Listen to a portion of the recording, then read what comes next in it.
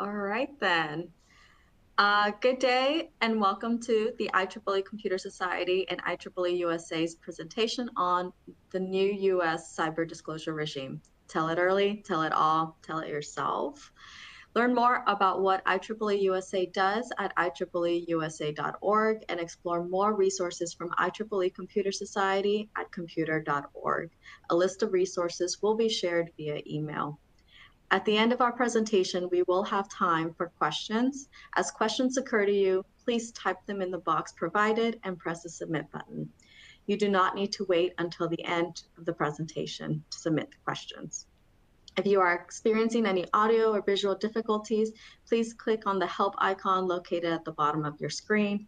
If you're not able to resolve the issue, please submit a comment by using the Q&A box. A representative will respond. I am Jen Salazar with the IEEE Computer Society, and we have Eric Howman, Director of Government Relations at IEEE USA, helping moderate. Now I would like to present our speaker. Tony Kim, a partner of Latham & Watkins LLP, represents clients across the full spectrum of advisory and enforcement matters implicating cybersecurity, data privacy, and consumer protection issues. Mr. Kim helps companies navigate crisis to avoid legal risk and reputational landmines. He also defends clients in regulatory investigations and enforcement actions by the FTC, State Attorney General offices, Securities and Exchange Commission, and various sectors regulators, as well as the litigation matters involving various areas. Right, Tony, if you take it from here. Thanks so much, everybody. Thanks very much, Jen and Eric, Debbie, and the entire team, and very happy to be here with you all. Wish we were all in the room together because I like to do some polling and things like that as well. And so what do we want to accomplish here? You know, in my line of work, I spend a ton of time with companies on the front end working on cyber resiliency, and not just with legal and compliance groups, but with C-suites, board members, engineering, product folks, all the way throughout the company, because really cyber has become a team sport. And you know, my job, our job, is to help look around corners. I spend a ton of my time, even more time, actually responding to incidents, all manner of incidents, ransomware attacks, nation-state advanced persistent threat actors, business email compromise, wire transfer. It runs the gamut. And then lately, which is really the topic of this presentation, even more time on the back end after an incident has occurred, helping clients navigate through regulatory investigations and enforcement. We'll talk about in a moment, it's an alphabet soup out there of agencies that have new rules in place. We're going to talk about the Securities and Exchange Commission in particular, and liability exposure scenarios that involve not only the company, but individuals. And so my hope through this particular presentation is that we can touch on some of these topics, share some insights with you all that I've gained from working in the trenches to see if there's some areas that we can help mitigate risk for the company and for individuals as we sort of go along here. I'm a lawyer, so of course, I have a legal disclaimer. The views expressed in this presentation are mine and do not contain or reflect the views of my firm, Latham & Watkins LLP, or any of its lawyers, employees, clients, or other stakeholders. And please, this presentation is off the record for media purposes. Okay, let me do a little bit of table setting before we jump into the substance. I think it's always helpful, again, if we are in a room together, you know, we could sort of gauge where everybody is sort of starting from. But I really personally have to hand it to the bad guys, to the hackers. They're exceptionally hardworking, they're persistent, they're innovative and tech savvy. They really are accelerating cyber attacks on companies, on our clients, at a immeasurable pace. And they're leveraging generative AI, deep fake technology, And increasingly, we think, certainly from nation states, quantum computing, which, in the next 4 or 5 years, based on what the research shows, I think, and what surveys show, is going to be available. Quantum computing it is to break a lot of encryption technology that we rely on today. So the bad guys, the bad actors are doing a great job, but we're making it a bit easier for them. And one way is this notion of the ever expanding attack surface. So historically, decades ago, we were concerned about this red area, right? It's our corporate network. It's whatever you want to call the sort of moat around our corporate servers and workstations, et cetera. That expanded, of course, into the purple, which is the outsourcing and use of cloud resources and third-party service providers. We also have integration with business partners, et cetera. And then the green, which is the work from home, remote working, that is, captured all across sort of the board. This sort of graphic is just intended to show, and if you really, for each of our companies, if you were to draw this, it would be about 40 times the sort of scope of what we've demonstrated here. Each of these circles and lines is a penetration point for the bad guys, for the hackers and cyber criminals. And so this notion of an expanding attack surface is why I'm fully employed. But of course, we have unrelenting cyber attacks that are growing in magnitude in scale. There's another sort of table setting point that I think is just really interesting, and I've talked about this just a moment ago, right? Which is just increasingly sophisticated and successful adversaries. So you've heard of ransomware, I'm sure, right? This is malware that gets into your system. It locks up your important data and systems, and the hacker, the threat actor, comes and says, hey, if you want access back to your systems, by the way, I've also encrypted your backups, you got to pay me. And how do we pay? Of course, in crypto. Oh, and by the way, says the threat actor, just to make it worth your while, I've stolen a couple terabytes of your sensitive data that I'm going to leak onto the web or sell, perhaps. And so, yeah, that's an aspect of my extortion as well. They have grown this into a business model. It's an absolute business model. So RAAS, ransomware as a service, is this sort of notion of there's a hacker who writes the code, the malware, the ransomware code, and then distributes it to quote unquote affiliates who can go out and extort companies and individuals, and then have to pay a licensing fee, essentially a profit share back to the main hub, a designer of the actual malware. It's an absolute sort of business, and they are deploying it really successfully, unfortunately. So you see some of the stats here. In 2022, 493 million ransomware attacks detected worldwide. We saw a 95% year-over-year increase in 2023, 2024. We don't have all the stats yet. Looks very similar. Associated with all of this, again, a little more, why are companies worried? So money isn't everything, but it's a proxy. And this is one study done by IBM in terms of the sort of trend we've seen just over the past year or so, where mega breaches are involved. So these are breaches of 1 million or more records, and you can see these sort of bar graphs escalating from 1 to 10 million records all the way to the right, 50 to 60 million records. The good news is that there's been some drop off from 22 to 23, at least in the data, but you see the upward trend overall. These are capturing direct and indirect costs. There's some sort of simulation of the costs sort of going into play here in this data, but I mean, you see all the way on the right for these mega breaches, 387 to 332 million dollars worth of cost exposure when there's a breach that involves a high number of records, and it does not even include some of the costs associated with, for example, settling litigation, resolving, et cetera. So these are just direct and indirect costs like customer churn and things like that. But you can see this deepening impact profile that we're seeing in the marketplace.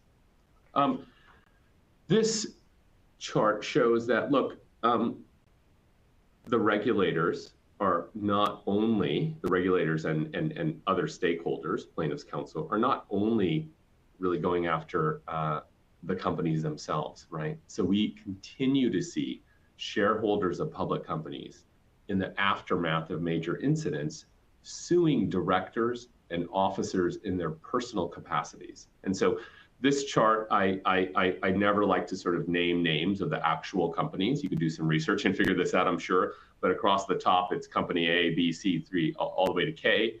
And then on the left, you see allegations are made in these major breaches against officers and directors, basically saying, hey, you didn't take care of the company. Right? You breached your fiduciary duty of care. Now, if you look at the very bottom, you can see where I've noted dismissed. Those are cases that have been dismissed, and that's what we want to see, right? We don't want to see our directors, officers, our C-suite, and other executives held personally liable. But then you also see some settlements, right? And especially this one over here that you see a settlement of 149 million over for Comp I. It catches the eye of Plaintiffs' Counsel. This is all to say simply to stop and think about the fact that, you know, breaches are really criminal acts against companies, and a director or officer that experiences one is really having a bad day. And then on top of that, to have shareholders seek to sue them personally is really devastating. But we see this sort of trend continuing. This graphic simply shows, look, there is unrelenting pressure from regulatory agencies, from the legislature. I'm just popping up on the screen here. Just over the past couple of years, the regulatory activity that's been happening, no matter what sort of sector you're in, right? And this is non-exhaustive. There are dozens and dozens more. So starting on the left, the banking regulators are saying 36-hour notice for certain types of cyber incidents. You see the SEC at the bottom here, a 4-day business, a 4 business day trigger deadline for certain types of quote-unquote material cyber incidents, which we're going to talk about in a second. Up top, the New York State Department of Financial Services for other regulatory agencies, 24-hour notice and explanation to the regulator for any extortion payments. You have to explain, why did you make this payment? What were the reasons?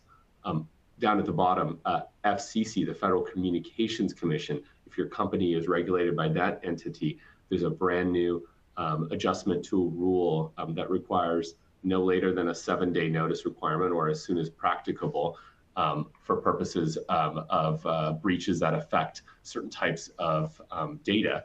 At the top, CISA, the Critical Infrastructure Security Agency, it's in proposed rulemaking right now, out for public comment, but a 72-hour notice for covered entities that are in the critical infrastructure space. The bottom, the last one, mid-2024, we expect updated rules from the Federal Trade Commission in relation to health breach notifications. These are for non-HIPAA covered entities. So it is just a smorgasbord of pressure from alphabet soup of agencies on companies and their stakeholders around cybersecurity issues, and particularly here, reporting. Okay. So let's get into a little bit the new SEC rules, which you may have read about or heard about. And I really don't want this to be sort of a law school class, right? The purpose of going through these rules is to sort of demonstrate the following, right? Whether you're an engineer or a VP in charge of engineer in the C-suite, or a board member, or in legal or compliance, you'll see that the new rules are intended to capture processes that apply to all of us, every single one of us, in slightly different ways. The first rule that we'll talk about is the Form 8K rule. And what is that? If our company, if your company is a publicly traded entity, and by the way, this is starting to apply to private entities and other contexts, but let's say you're a public company, you're traded publicly. If you have a cyber incident and it's deemed material, quote unquote, we'll talk about what that means. We now have 4 business days within which to file a Form 8K with the SEC. That means we have to tell the world, the entire market, publicly, that we've had an incident, and there's some other details that we have to include. And the SEC is really issuing this or has issued this rule because it saw great inconsistency in public reporting for public companies of incidents. So it's really, really important that we get this sort of piece right because as we're going to see a little while later, things are moving really fast and the SEC is bringing a ton of investigations and enforcement actions and even litigation. And get this, not only against companies, but as we said a moment ago, even against individuals in their individual capacity. So we're hoping through this discussion today to raise some blind spots and to look at some of the regulatory gauntlet that the SEC is putting down. So that's the Form 8K. There's a Form 10K piece as well. Again, for the world to see, public companies in their annual reports now must, for the first time, describe in some level of detail their cybersecurity risk management program and governance. Identify what the board is doing with respect to cyber oversight and what management is doing.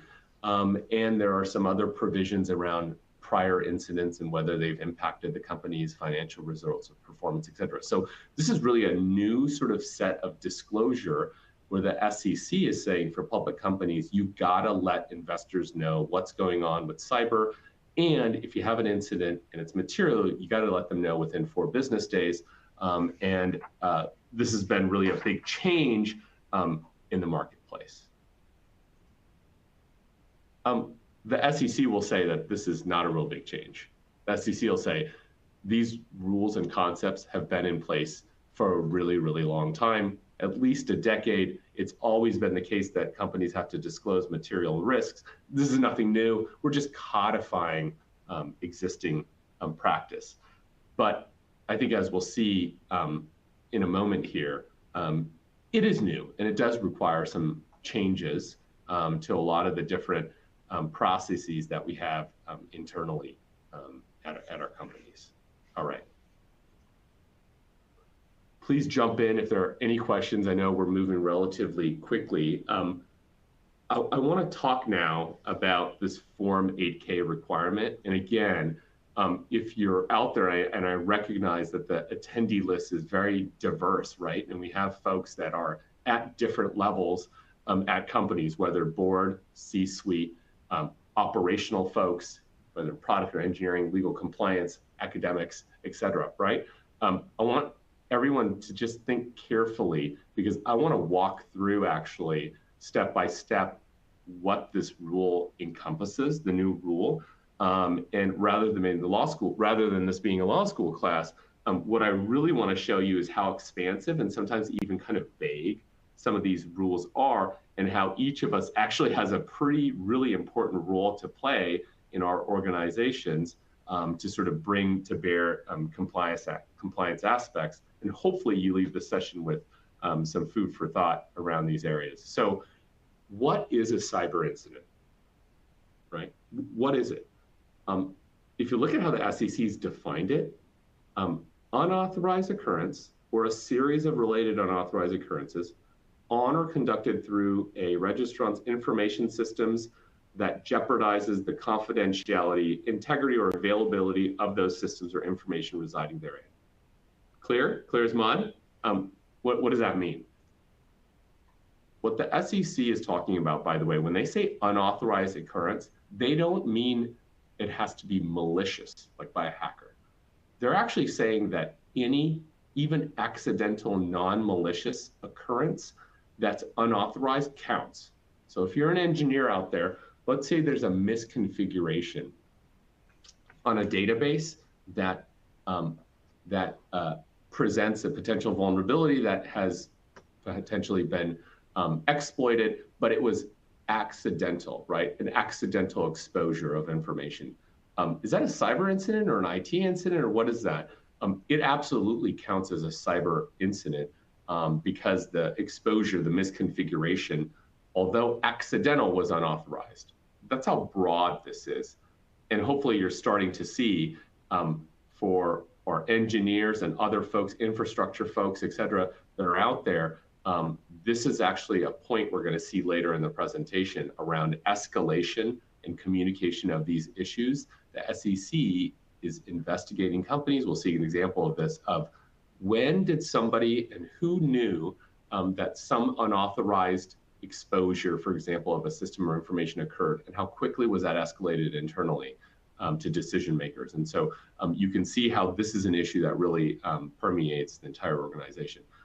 This definition covers the mere availability of systems and data. So there are scenarios in which no data is involved at all, but something has happened to render a system unavailable, right? They're pretty clear that scheduled downtime and things like that don't count, right?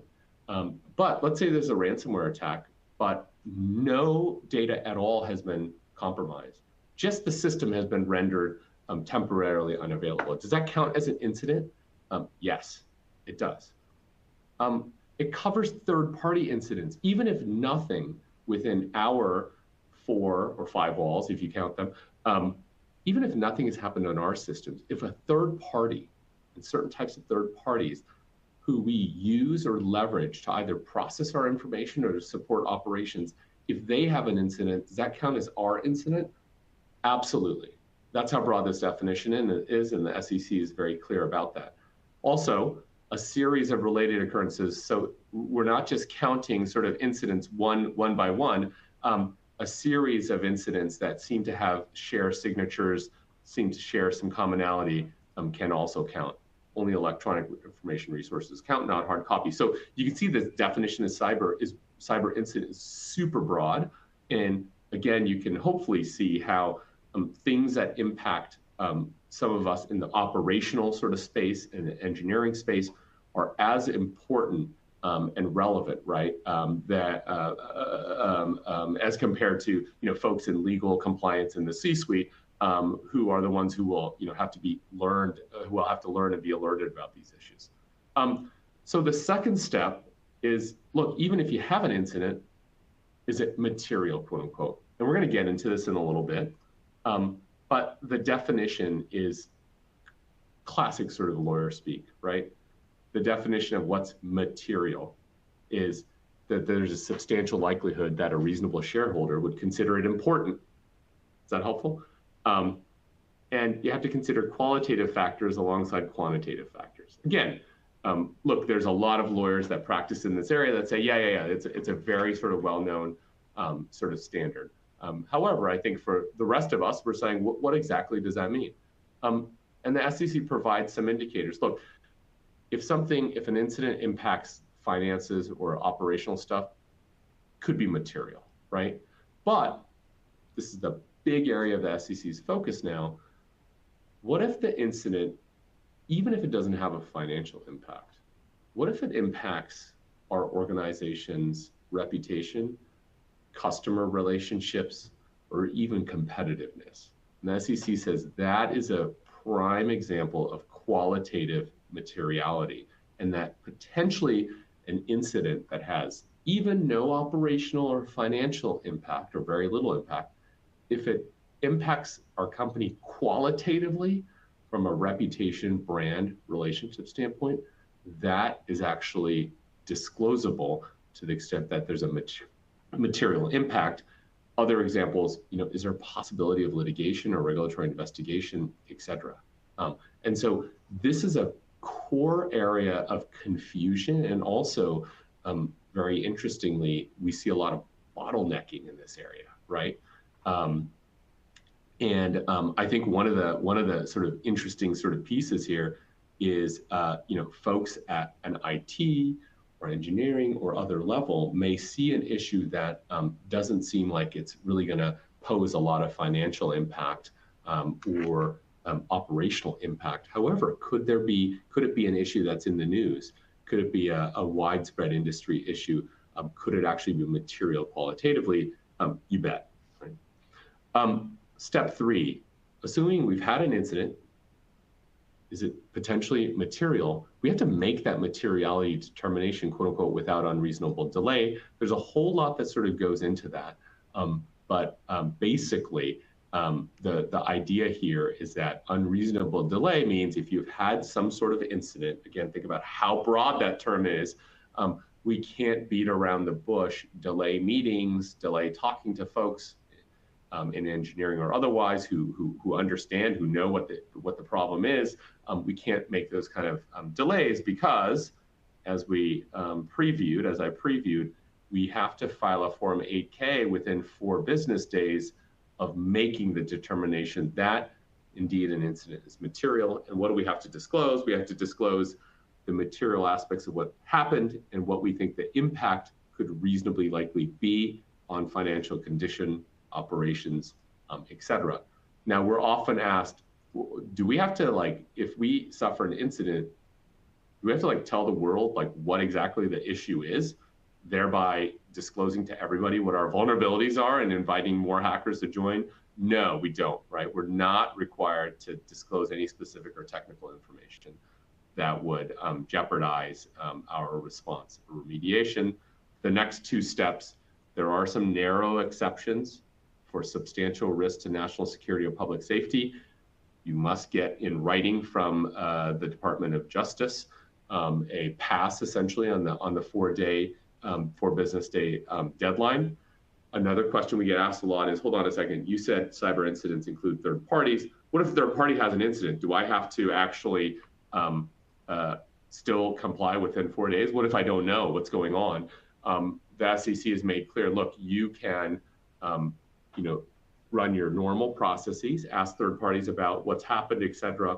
And at the point at which you have enough information to make a call on this, that's when the deadline triggers. And then there's an amendment process for subsequent to an 8K if you find out information that that changes what you've disclosed. So Eric has a question about an earlier slide, right? This SEC sort of, we've talked through kind of the SEC rules here. And there was a slide earlier, right, where we talked about all of the different regulatory sort of agencies, and there are dozens more, right, that have come out with new rules. And is the SEC rule really sort of duplicative of those existing regs? Yes and no. While most of the existing regulations relate to a particular type of data, right, or a particular industry sector. So the banking regs relate to material disruptions to banking services. You may be familiar with state breach notification laws. If you've got a breach notification, for example, from some company that you bought something from, those relate to the type of data that was compromised, right? Personal data, credit card numbers, or something like that. The SEC in its new rule says, look, all of those exist. We've looked at all of those rules. We think they're harmonized with our new rule at the SEC, because our new rule at the SEC says, look, it has, we're not focused on a particular sector or particular type of data necessarily, or a particular operational impact. The SEC rule covers public companies overall and says, look, no matter what kind of incident you have, if there's a material impact, either quantitative, operational, or qualitative, as we just talked about, that's what triggers a disclosure to investors, because investors and shareholders need to know if there's an incident that actually changes the calculus for them, whether or not they want to buy, hold, or sell your stock. And so it's a much broader and sort of overarching rule. Now, many companies submitted comments that said, yeah, but that still conflicts. Like, how are we supposed to comply with all these different things? And the SEC, in so many words, says, we disagree and too bad, right? We're public company regulators, and investors need to know if you've suffered a material incident. So there is some duplication, there's some overlap for sure, but this trigger of having to disclose to the world via Form 8K is new and different, whereas a lot of these other rules require disclosure just to the regulator and or to affected individuals.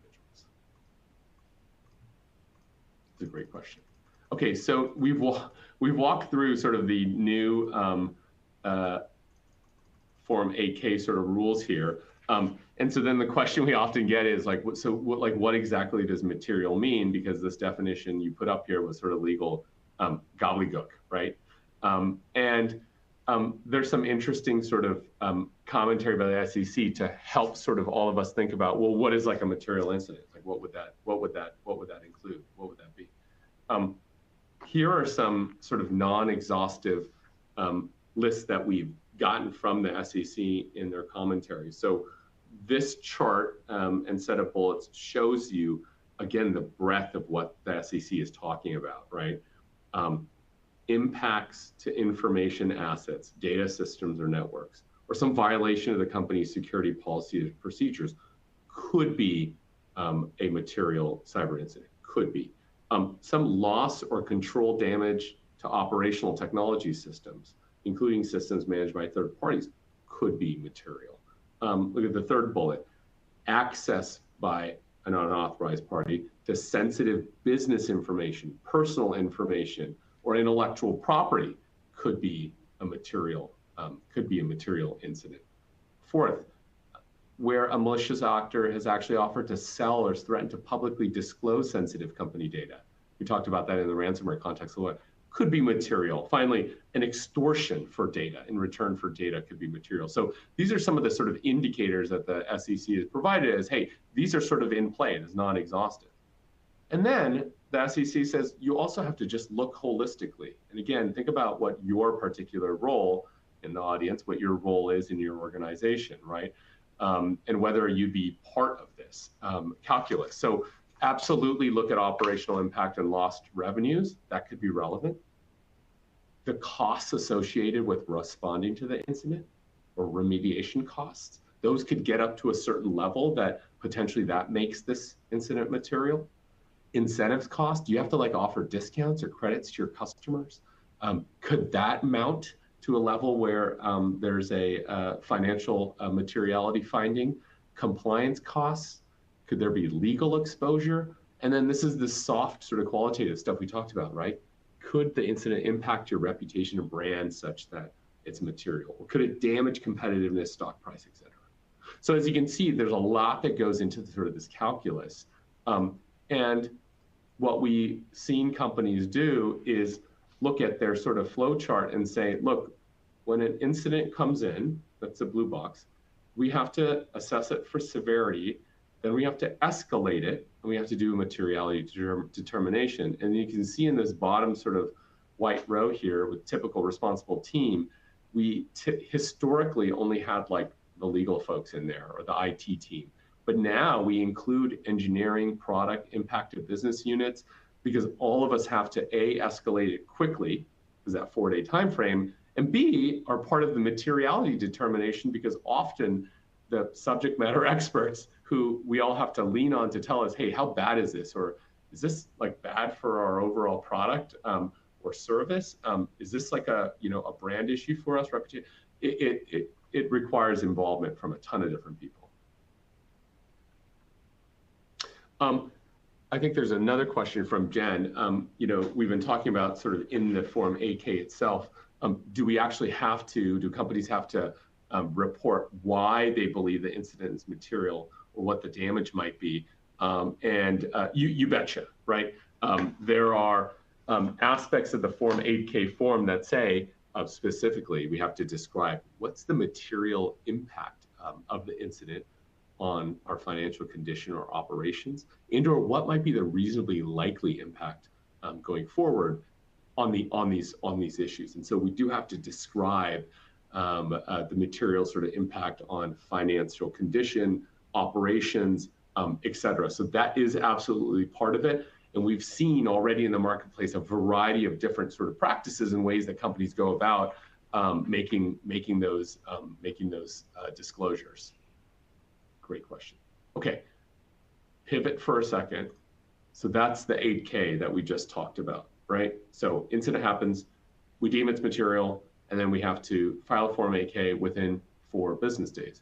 But what else do the new rules require? So we talked about a moment ago, again, for the world to see if you're a public company, in our 10K, we have to, for the first time, make descriptive disclosures about our actual cyber program and who's in charge. And we'll get to that in just a moment. I want to sort of quickly cover, there are a bunch of things that were left out of the last rule, final rule, which are really important. These red dots here. So there was a proposal initially that companies should have to disclose the activities they undertook to prevent, detect, and minimize incidents. So companies said, well, hold on a second, you want us to like tell everybody and the hackers out there like what steps we're taking to prevent, detect, and minimize incidents? And the SEC said, no, you're right, we shouldn't include those. Secondly, companies said, hold on, you also, in your initial proposal, wanted companies to tell the world that after an incident, they took steps A, B, and C to fix things. That seems very dangerous as well. And the SEC said, no, you're right. And then there's a similar sort of, after you had an incident, what other changes did you make in the company? And that, and the SEC agreed with comments that, hey, those are dangerous things to include. I hope this sort of gives you an eye into lack of expertise, maybe is the wrong word, but a bit of the like sort of non-commercial elements, right, of the new disclosure rules that have been quite frustrating for our clients and companies. There's some streamlining around issues that we'll talk about. They also removed the proposal that the SEC initially had to like, hey, tell us which board members have cyber expertise in their credentials. So they took that out. Unfair targeting of particular board members. They also thought, look, is that pressuring people to go get someone on the board with specific cyber expertise? That's out, thankfully. There was also a proposal to disclose, how frequently does the board discuss cyber risk? That's out. And then there were also a proposal to specifically disclose how board and company integrate cyber into their overall strategy. That's out as well. What remains is the following. So we do have to describe, if you're a public company, we do have to describe our processes for how we assess, identify, and manage material risks from cyber. And the SEC says in disclosing that, describe how cyber is integrated with the overall enterprise risk management system. Second, disclose how third parties are leveraged, third-party experts are leveraged or used in connection with those activities. And then finally, how do you yourself, how do your company, how do you manage third-party service providers? How do you oversee and identify risks there? And as we talked about previously, that's a big sort of focus area of the SEC is this third-party risk because sometimes that sort of slips through the cracks. There's also a requirement to describe any risks from prior incidents that have materially affected the company. Moving on to governance, as I said previously, the SEC says, look, for the world, you have to say, look, how does your board oversee cyber risk? Is it at the full board? Have they delegated to the audit committee? And how does the board and committee stay informed about those risks? Right? Describe management's role in assessing and managing risks. So who in management is in charge and how do they go about executing on this? And then there are a bunch of sort of specifics that they want to see, including the relevant expertise of people. They took out this obligation at some point. They were considering, do you have to say, do you have a CISO, a Chief Information Security Officer, or do you not? And explain why. That's out. You don't have to do that. However, in practice, most companies are saying, look, we have a CISO, he, she, they are responsible for executing our program, et cetera, and here's how they report out to the board. So why are they requiring all these disclosures? So on the one hand, you could say, like, look, they're doing this because they want investors to know. And I think that's absolutely true. But do you think the SEC is checking every single word and looking to see what specifically companies have represented about what they've done or what they've put in place in the way of processes? You betcha. And the fact that we have these new disclosures opens up the SEC's investigative and enforcement powers. And they've already demonstrated both before and after this new rule came out. The new rule came out in July 2023, remember? Before and after, the SEC's demonstrated what areas that they're going to go after specifically. And what I want to do in the next little part here is to go through a couple of the enforcement actions, do a little storytelling about what happened in those cases, and then specifically give you some tips, again, no matter what level you're at, no matter what role or function you play. I think this will be helpful in bringing to life what these new rules mean and how they're going to be enforced. We'll look at some historical and look at some current sort of cases to get some insights there. We have a really good Q&A here. Do privately held companies, quote unquote, escape all, quote, most, some of these rules? I think I alluded to this a little while ago. So for sure, because the jurisdiction of the SEC, Securities Exchange Commission, is over public companies, private companies do not technically have to comply with these rules, right? If a private company has a material incident, it does not have to disclose it in a Form 8K filed with the SEC that applies market-wide. However, what's really interesting, we work with a ton of private companies, whether owned by private equity or not. The Form 8K and these SEC rules, some of the time triggers even, and the content of what's included in the notice are being mirrored in contractual obligations to disclose to bondholders, to disclose to other sort of equity holders, to the private equity owners. And so you see a lot of importing of these SEC Form 8K concepts for public companies to the private realm. Certainly, if you're a private company, for example, that's looking to IPO or be acquired, having these processes in place is becoming more and more a diligence item that underwriters ask. If you want cyber insurance as a private company, another question is that another issue is that the underwriting process for cyber insurance has been asking these same sort of questions. How do you define incident? Who is that escalated to? Do you know who your notification and disclosure obligations are to, et cetera? So private companies are really seeing this importation of these public rules to their contexts. Also, those other rules we talked about, if you're a regulated, if you're a critical infrastructure company, it doesn't matter if you're public or private. If you're subject to the HIPAA rules, that doesn't matter if you're public or private. So there's a bunch of other regulations that apply regardless of whether you're public or private. So that's a great question. The other question, I think, by I love the Jersey rub, do these rules apply to foreign-based companies that also happen to be traded on U.S. exchanges? So if you are, yes.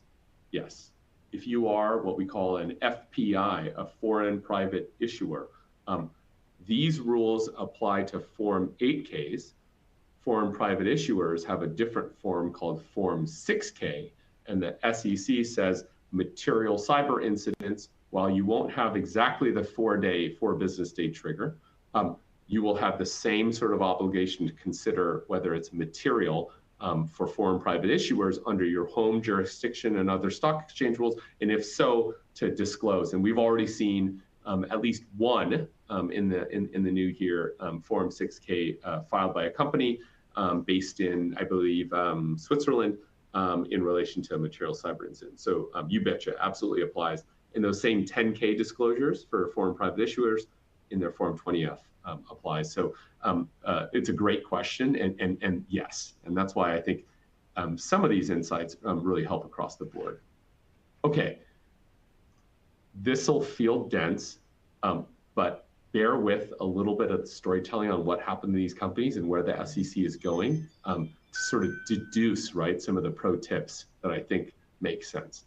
The first sort of lesson, we have to, as public companies, and again, private companies as well, with respect to the context I just gave, think carefully about how do we close internal communication gaps with a bias towards escalation, right? To tell a story, again, I don't like to name names. This is a mortgage title and settlement company in June 2021, settled charges, got about a $500,000 penalty. This is pre-new rule, right? Here's what happened. A journalist contacted the company in May 24, 2019 and said, hey, you have a vulnerability, not a data breach, but a vulnerability. Your application is exposing about 800 million messages, has been doing so for the better part of 16 years. And those images contain some sensitive customer personal information like socials, tax records, et cetera. And we, the cyber journalists, we're going to report on this, thought we'd let you know. That same day, the company issues a press release to talk about this particular vulnerability. Here's an excerpt from that press release saying, hey, we learned of a design defect in the application and made possible unauthorized access. We took immediate action to address it and shut it down. On May 28th, about 4 days later, the company says, look, we're going to file a Form 8K, tell the world about it. And there was an additional press release that said, look, no indications at this time that there was large-scale unauthorized access. It was just a vulnerability in our application, right? And the company said in that further press release, look, we shut it down, and we're looking at the reported design defect. So the question is, okay, so what's the big deal, right? They learned of an issue, and they publicly went out with a press release to tell everybody about it. They did an 8K, right, within a very short time period. So what's the problem? The SEC charged the company with disclosure control procedure failures.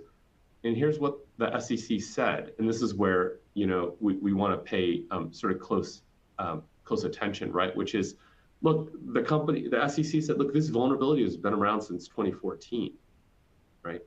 And although it wasn't discovered by the InfoSec personnel until January 2019, at that point, it was documented in an internal report. However, the vulnerability severity level was internally miscoded and therefore not remediated or escalated to the Chief Information Security Officer or the CIO until May 24th when the journalist called, right? And so the SEC said, look, here's the quote, right?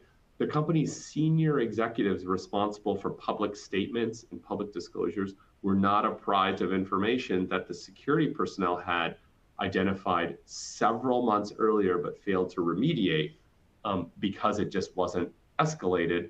And here's the sort of concluding quote from the SEC, which they say, look, as a result of deficient controls, senior management was completely unaware of this vulnerability and the company's failure to remediate it.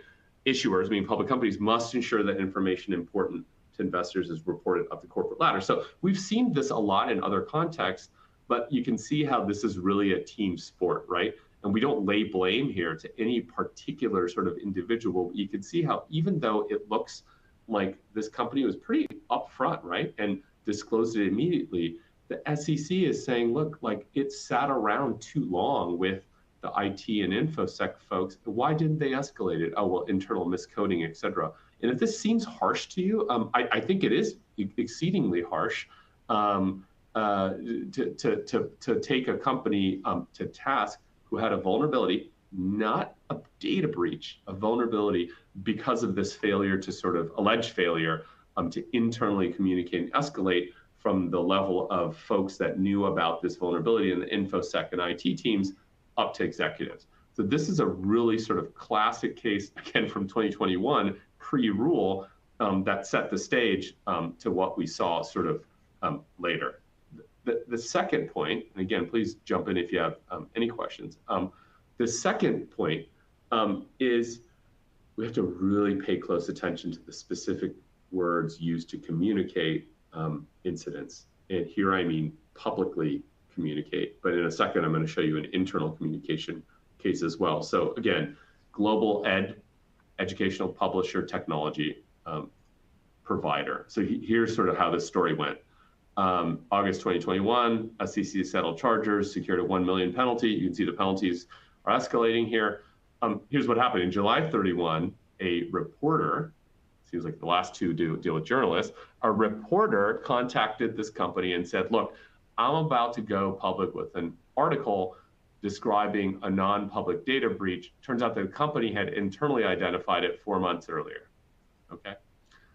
What happened is a threat actor apparently hacked company software, that's used to track student academic performance and downloaded a bunch of stuff, student names, date of births, emails, usernames and passwords, and a bunch of school admin accounts. It turns out that a patch was available for this in September or so, 2018. The company did not implement the patch until after it learned of the cyber attack. Okay, so that's sort of the story. Senior management allegedly, right, met twice before the reporter had come to them, right, had met twice before, just as in the ordinary course, and both times determined it was not necessary to issue any public statement. But then when the journalist said, look, this is we're going with an article, the company posted a media statement. This is around July 31st, right around the time that that reporter contacted them, right? Okay. The SEC said, look, the sort of sequence of events is one thing, but the SEC, I think, again, really, the first time in a cyber context said, we don't like the words that you used, and we think that you may have misled investors. And then they brought also an inadequate disclosure controls procedures sort of case. But I want to sort of dive into this because it's something that is, on the one hand, troubling from my perspective, but shows you where the agency's head is at, right? So the company had said in its Form 6K, this is an example, I think, going back to one of the questions of a foreign private issuer, company said, look, the risk of a data privacy incident, including a failure to prevent or detect a malicious attack, could result in a major privacy event or confidentiality breach. So this is just the general disclosure of risks, right? And they said, look, there is a risk and it could result in something bad. And the SEC said that, hold on a second, when you wrote that in July 2019, you actually already knew that you had had an incident. So you're implying, by using the word risk and could, you're implying that the risk of a breach is hypothetical when in fact you already knew. So therefore, right? So therefore, the SEC is saying, look, that use of hypothetical language is misleading. You're making it sound like, the SEC is saying, you're making it sound like this is some hypothetical issue that may occur in the future when in fact it did occur. So that's the sort of, like, dare I say, sort of nitpicking that's occurred. Same with other sort of statements. And if you look down at this third one, the company stated that the scope of impacted data, quote, may include date of birth, et cetera. The SEC has problems with all of this, but if you look down against at the third bullet point, company used the word may, this is the SEC speaking, to suggest the risk was hypothetical when in fact the company knew that this type of data had been stolen. Now the use of words may and things like that, standard practice in our industry. We had a breach and may have included your personal information. That's standard. That's how we spoke forever, right? The SEC is saying, oh, you can't use the word may because you know it happened. And that's the sort of level of scrutiny. And again, so a lot of what we're seeing now companies struggle with is, when an incident happens, what do we know for sure? What do we know potentially happened? But in disclosures, and this applies to private companies as well, in disclosures or notifications to outside parties, the words we use are being particularly scrutinized.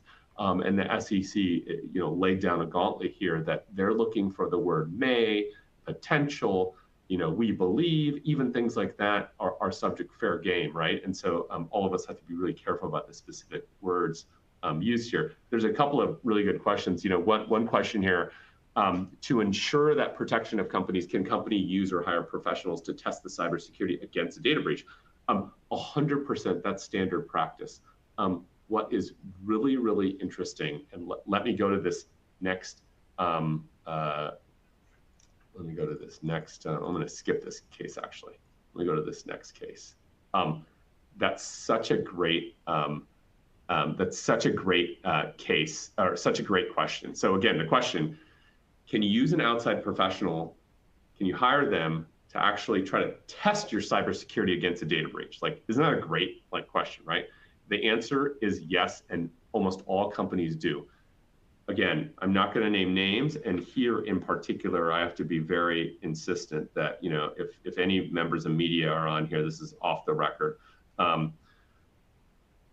The SEC actually, for the first time in history in October 2023, sued, not settled. The other case we've been talking about is settlement. Sued a company and its chief information security officer in his personal capacity based on securities fraud and internal control violations in relation to cyber. It's the first time that it happened.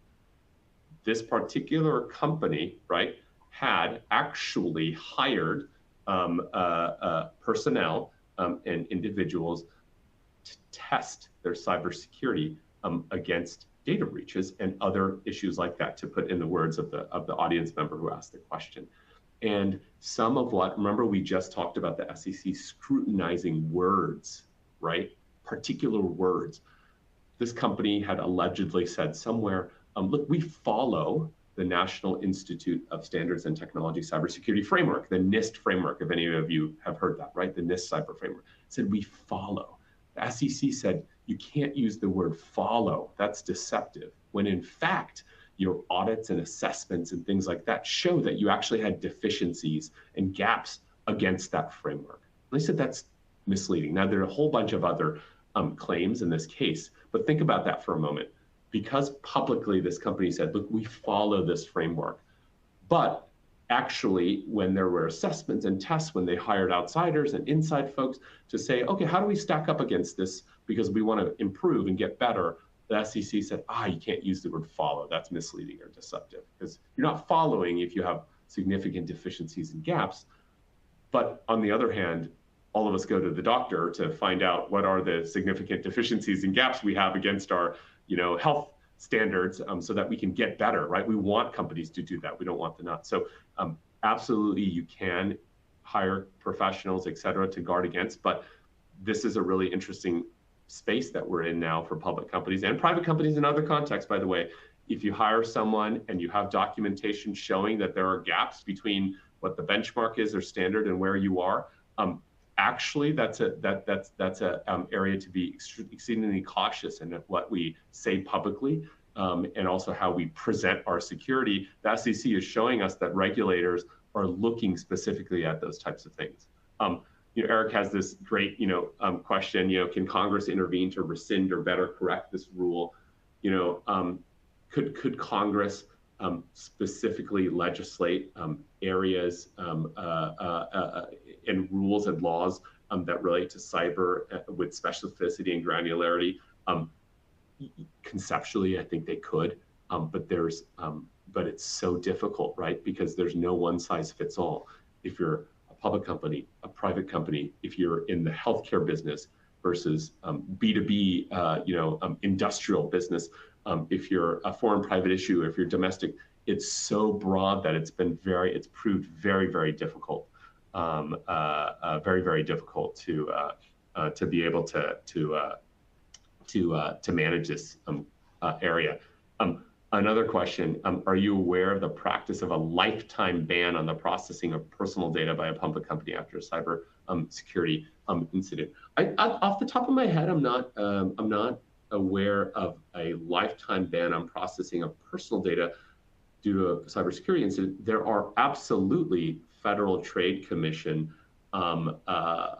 consent orders that ban processing of certain types of personal data, or ban certain types of processing in connection with violations of either privacy matters or consumer protection matters. Those are less sort of broad and a little bit more tailored to particular sort of industries and issues. I don't think I've seen that. What's interesting about this case that I'm putting up on the board here is that the SEC is actually requesting as relief that this particular individual be banned from ever serving as an officer or director in a public company going forward. So very draconian, and we have to look and monitor this particular case. But it's exceedingly, we think, harsh. And if you think about the sort of scrutiny that they're putting in place for what people are saying. Oh my gosh, so many great additional questions here.